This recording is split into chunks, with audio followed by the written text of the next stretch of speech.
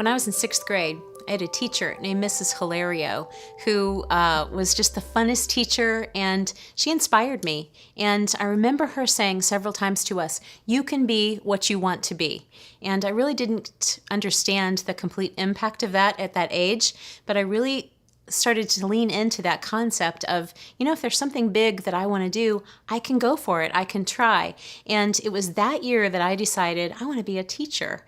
And that kind of launched the career of working with children, and I really owe it to Mrs. Hilario. Well, I started working with children early on in education, and people ask me all the time, how did you get to MOPS International? What led you there?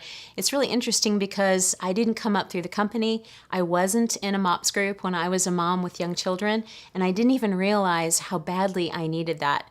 When I first learned about the company, and I learned that it was an organization that comes alongside churches to help them host groups for moms in such a critical stage where the mom is lonely and isolated and looking for friends and asking a lot of questions. How can I be the best mom that I can possibly be? I thought to myself, this is an organization that I want to be a part of because I want to impact moms at that critical phase when they first have children and when they have preschoolers, because what a critical phase that is. There's such an influencer at that time, and moms need to be connected with other moms. I say this all the time, being a mom is too big of a job to do by yourself. We say the phrase, no mom alone.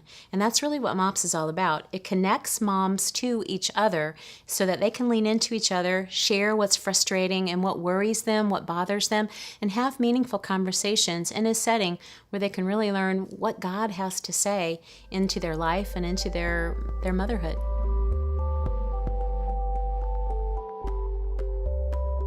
If I could say one thing to church leaders about connecting with families that have children in the preschool phase, I would encourage them to be a concierge of connection for those families.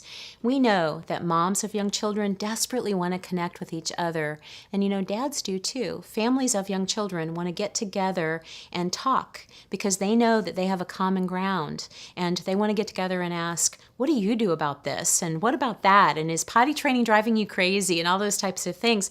They really want to connect with families who have children in the same stage. I was talking with a church the other day, and I thought this was really cool.